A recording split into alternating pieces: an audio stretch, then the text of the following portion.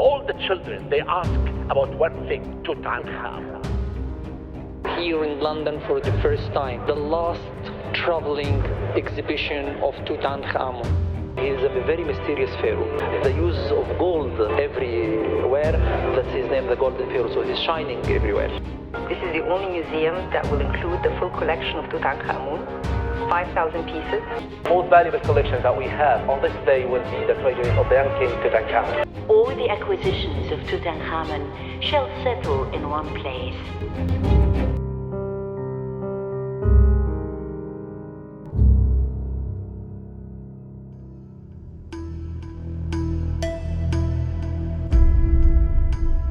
It was something that really drew my attention.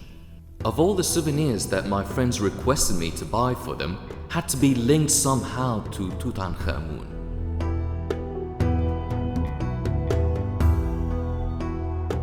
So I asked myself, why this king in particular? Why Tutankhamun? But as you can see, all the acquisitions related to King Tut were obviously bestsellers. And so I became certain that Tutankhamun was more or less the password for accessing the heart of any lover of the ancient Egyptian civilization.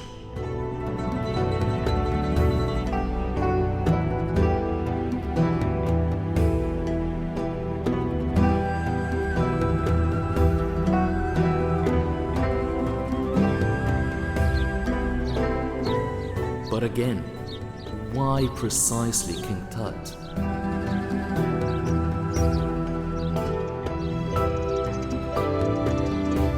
Is it because he began ruling Egypt at the mere age of 9? Or is it because he died in a mysterious way at the very young age of 18?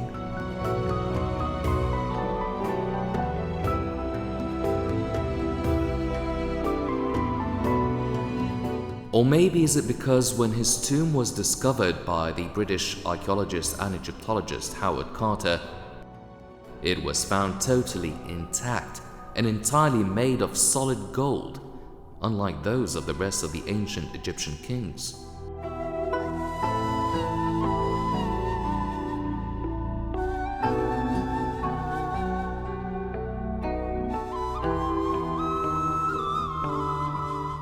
What's more interesting is that even after nearly 100 years of the discovery of Tutankhamun's tomb, there are still hidden secrets in there no one has been able to unravel up until now.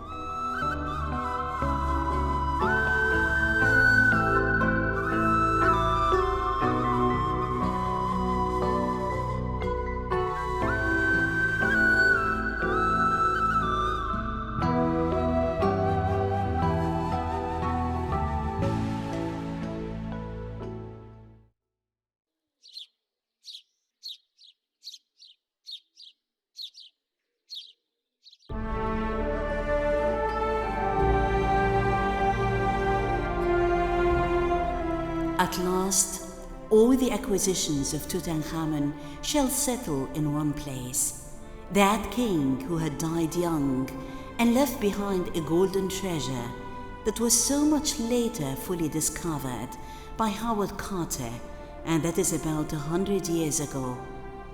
This treasure will reveal all of its secrets for the very first time as part of a bigger dream of an integrated tourist city, which is linked to the Great Pyramids of Giza by a walkway that is close to the new Sphinx International Airport. Moments of glory and pride from the cradle of civilization.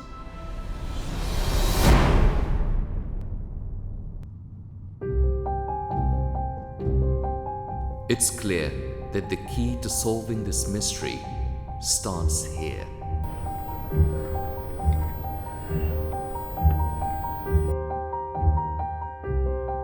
I went to Dr. Hussein Kamal to tell me the story of the first building to be set up at the Grand Egyptian Museum.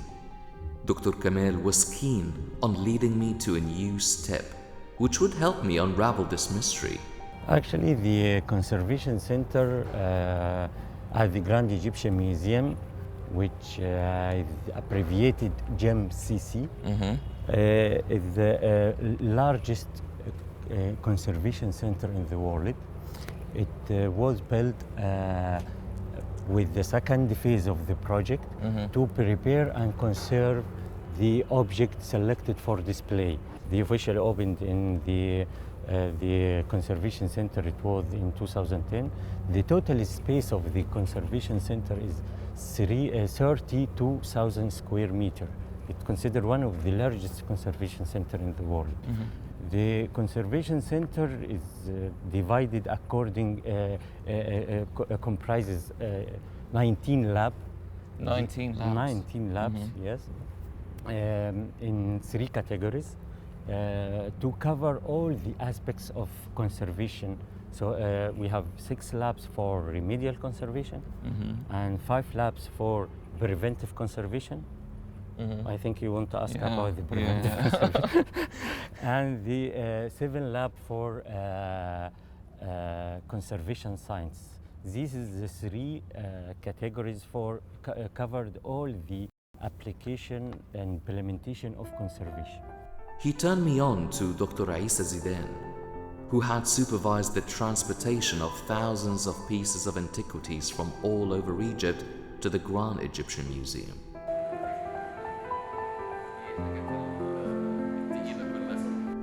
It seems I've arrived a little bit late.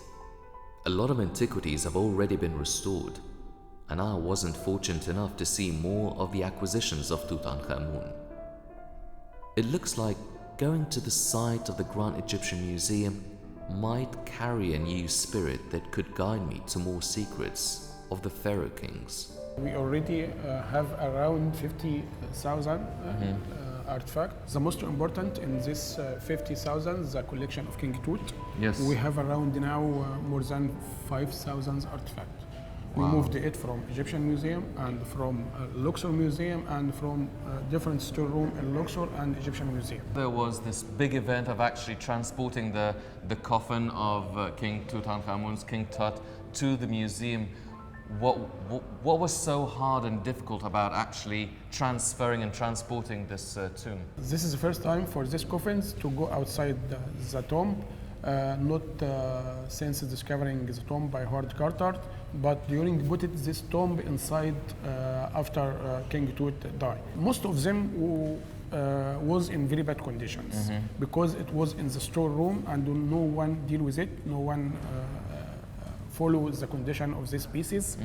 And also we found the big challenge also for moving 6 chariots for King Tut, and this is the first time for 6 chariots to be in one place. When Carter discovered it, they put 4 in Egyptian Museum and 1 military museum and 1 in Luxor Museum. Yes. So the Grand Egyptian Museum takes a chance to collect this 6 chariots to be in one place. Yes. Well, what about this laboratory?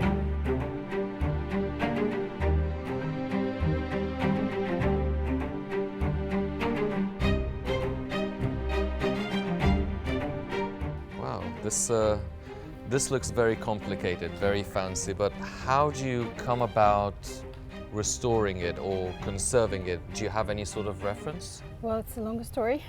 Well, let me start with this photo. Well, this photo was for this golden cooler in the tomb of Tutankhamun. It was fixed on the mummy of Tutankhamun. As you can see, it wasn't fixed all together. Some parts were fixed and other weren't.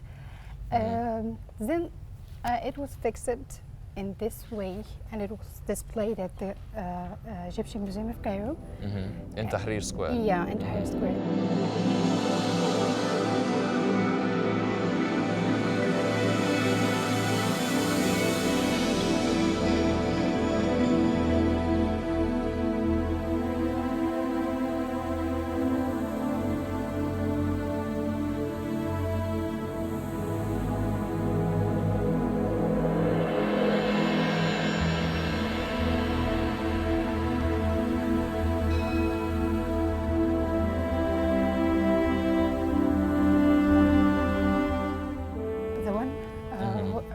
Howard Carter took for the cooler.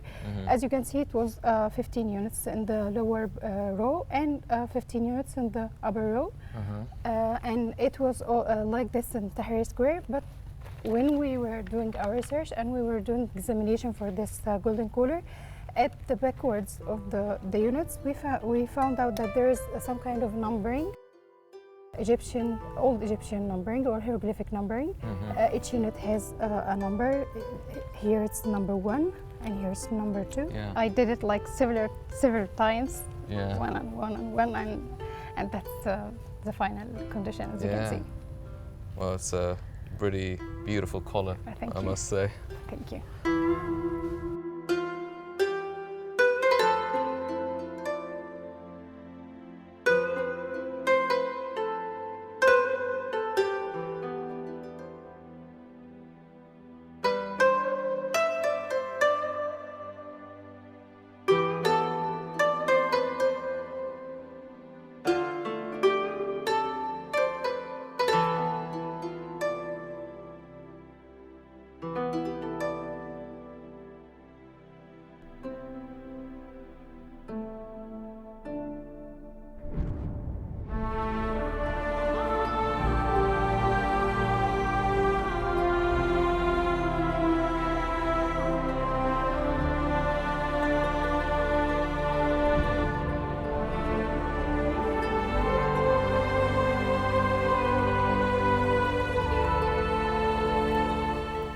Miss Hadid, can I take a moment of your time? Yes, of course. Well, obviously this is a conservation for rocks and stone Yeah. statues. How difficult is it to actually conserve and preserve the statue and at the same time keep the authenticity of it without changing anything or messing around with it? Well, authenticity is a major thing in our work because all our treatments are retrievable. So all the materials we are using that does not and don't interfere with the objects. And all the treatment we are applying on the statues, on the mural paintings, we don't do aesthetic measures like completing heads or coloring. Do you get a lot of statues and artifacts that are related to King Tut here in this lab? Well, in this lab we didn't have much related to King Tut, but we have other kings that are very, famous, and we are proud to conserve it.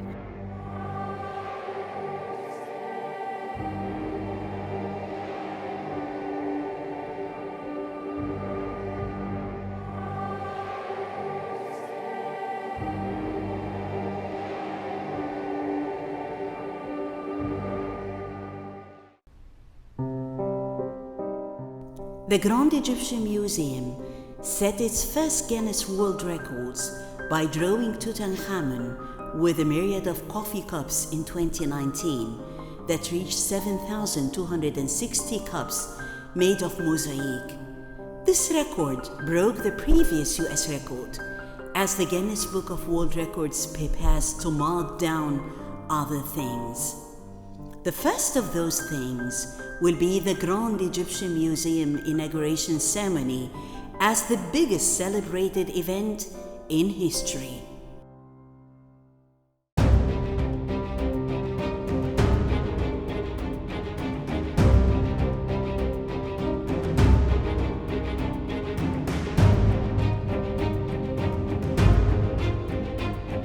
Sometimes moments could be historic and utterly unlikely to be repeated. Is it possible that it is only me who could see the dream which is drawing close?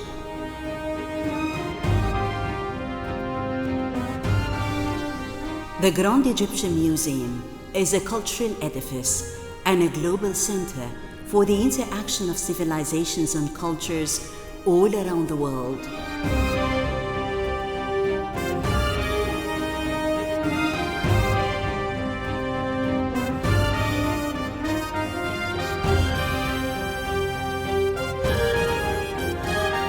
The outer foyer of the Grand Egyptian Museum is about 28,000 square meters in area.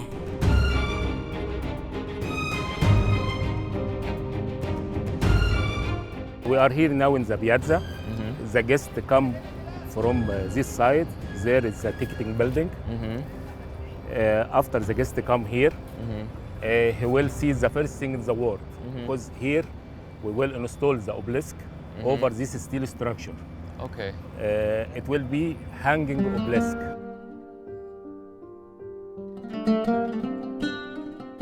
The cartouche of King Ramses II is placed right below the pedestal of the obelisk, shall be exhibited for the first time in nearly 3,500 years. The word Egypt is inscribed on the coverings of the pillars, and on the sides that carry the obelisk, it is inscribed in all world languages.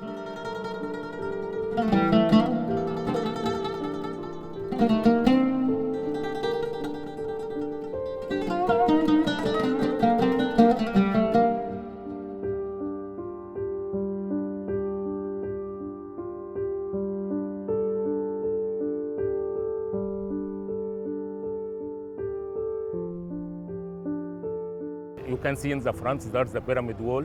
Yeah. As you see, there are big 3 pyramids. As in the pyramids of Giza. Yes. Cairo right court, there are a big bridge over there. If the guest goes there in the top, he will see Cairo from top to bottom. It shows that the civilization continue. The facade of the Grand Egyptian Museum is made of marble, going up 5 stories to level with the height of the Great Pyramid of Cheops. It was an Irish firm, and the designer, he was Japanese. The concept of the building started in a center point in the Ring Road Bridge, start focal point, and then diverged into the 2 tops of the biggest pyramid, Khufu, Cheops, and the smallest one, Mykerinos, okay, to the 2 tops. It's radial like this. There's nothing in parallel inside. Not a single column is parallel. The museum is linked to the pyramids by a walkway that extends for 2 kilometers, making the entire area one monumental unit.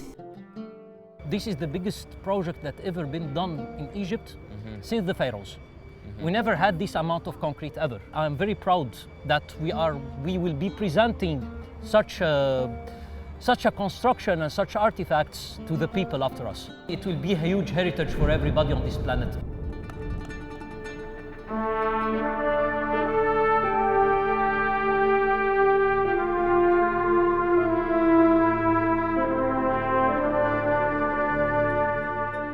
The legendary King Ramses II welcomes the whole world in the Grand Foyer.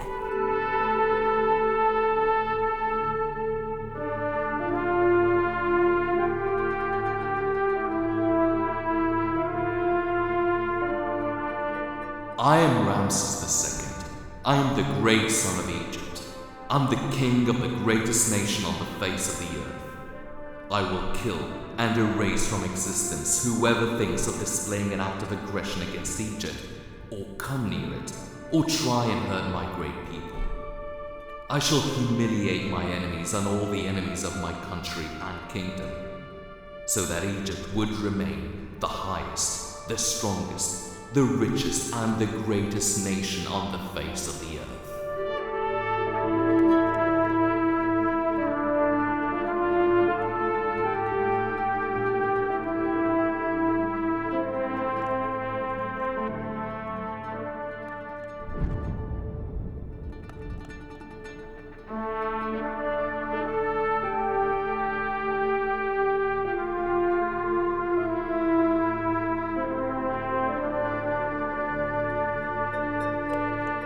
The atrium, or the main hall of the Grand Egyptian Museum, we have 5 main galleries, 2 of them for the King Tut only. It's about 7,000 square meters for the king only. The collection for the King Tut is about more than 5,000 artifacts. Will be displayed in one place for the first time in the history.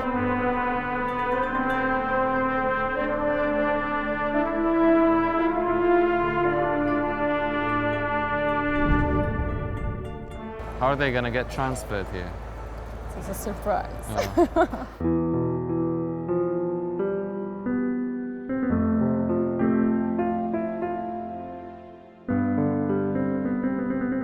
It's true I came out from the journey of searching for Tutankhamun with answers to some questions.